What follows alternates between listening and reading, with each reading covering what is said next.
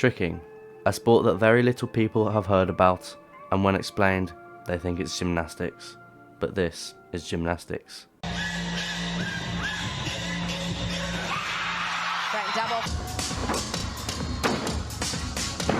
Oh. Money! And this is tricking.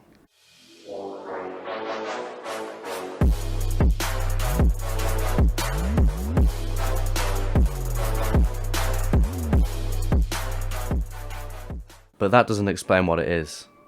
Tricking is the combination of kicks, flips, and twists, and due to the huge list of tricks possible, it can lead to massive creativity like this.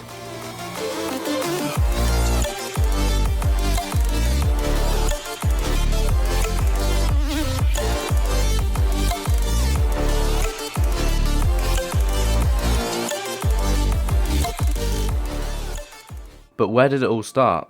Well, the sport didn't just start one day. It slowly emerged through martial arts and taekwondo, which is where some of the lower basic level tricks of tricking were used, like corkscrews, aerials, and 540 kicks. And then over time, people would branch off further away from the martial arts side into what we now know as tricking.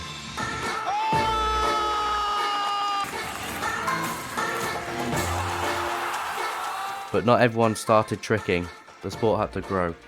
And in the early 2000s, uploading videos to YouTube and other online websites became more popular, so the trickers would be rapidly breaking boundaries of this new sport and then sharing them online with the global community.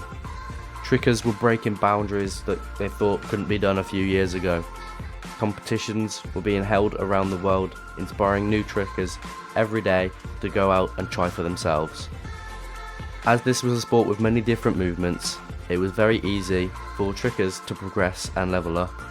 On top of this, there were no rules and regulations, so the community was able to push themselves and their creativity, which was one reason why the sport grew so fast, with more and more individuals joining the movement.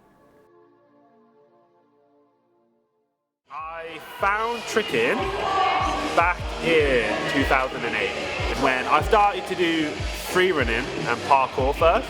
After doing that for a couple of months and realising I was complete trash at it, I found a tutorial online in about October 2008 from a guy called Juji Musu. Turns out what he was doing was tricking, and I really resonated with the idea of aerial and 540 kick and other tricking moves. So I came here when I did dance when I was 7, and then Nathan told me to keep coming, and that's how I found tricking here. Trickers were starting to make teams and started to create gatherings for people all over the world to fly and train with some of the world's best trickers. These gatherings are great for the tricking community, as all of the other trickers can learn and be inspired by the more advanced / experienced trickers. On top of this, they can ask for tips on how to do these tricks to advance themselves further into the sport, but the most important reason is that they have an enjoyable time, meeting new people who share the same passion which everyone can relate to. Over the past few years, the tricking scene has slowed down, especially due to the pandemic, but this has not stopped the community from tricking. Grass tricking has become extremely popular, with the community heading to the local parks or just doing tricks anywhere they can. Because the gyms were closed, I could trick outside. I'm very used to tricking on grass, but I couldn't do it 4 or 5 times a week, so I had to do something else to keep fit, so I picked up running. So I used to train in the garden, like with my dad, but then I used to do secret sessions with certain people throughout the lockdown, and I just kept going. But only since April of 2020, the gyms have started to reopen and trickers have returned to training, coaching and socialising, and returned to how things used to. One of these people that have been able to do this is Niamh Harvey. She's one of the fastest progressing trickers in the world and is highly recognised within the tricking community for her skill at the young age of 15. To find myself through a different passion for my life. Different coaches telling me to different moves, and they all go together and they all tell me what to do. As all lockdown restrictions have been lifted, Niamh has been lucky enough to be flown around the world to different gatherings to compete and show off her skills. To see different people from different countries, to see them train and try different moves.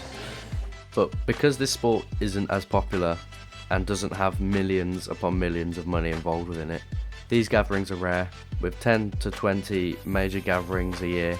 Niamh isn't always sent off to different places to trick. She goes to her local gym where she can train for her competitions, socialise with other trickers, and of course, have fun. On the other hand, some trickers didn't progress in a well-stable, bigger community.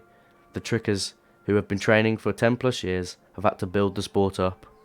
Jay Knight, a tricker who has been training with and helping coach Niamh for over 3 years, he has seen the tricking community grow before his eyes.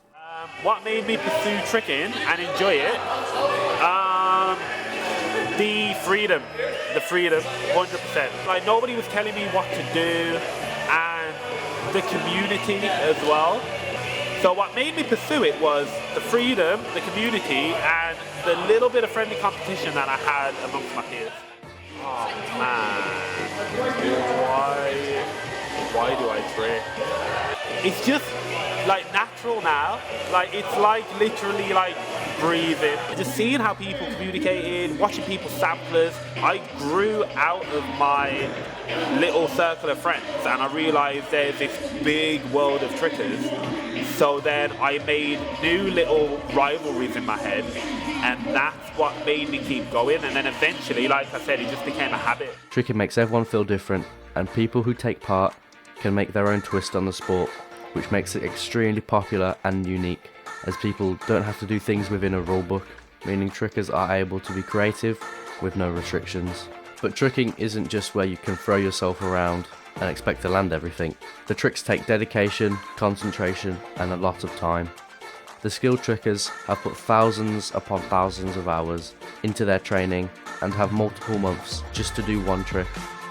And you can see the joy and excitement when they land on their feet, that all their hard work has paid off. This is one of the greatest feelings to have. Being a tricker myself, I have had to put a lot of hours, sessions and attempts just into one trick, but when you land it, it feels amazing. I highly suggest that you watch What We Live For by JJ Patel to get a better understanding of what someone goes through to land a move or combo. Tricking is rapidly becoming more and more popular, slowly making its way as a well-known sport by the public, but hopefully in the future making it easier for people to make a living like football. How I would persuade somebody to get into the sport would be if you like to challenge yourself, if you like community, and if you like just doing cool stuff. Like, it's pure freedom. Like, you can do whatever you like. The future of tricking is looking bright, especially for the younger generation.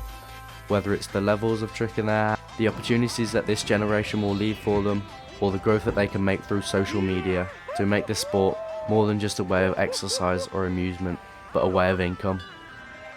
If you like to challenge yourself, there's like limitless possibilities, and that's the best way to persuade somebody, I think, to try the sport.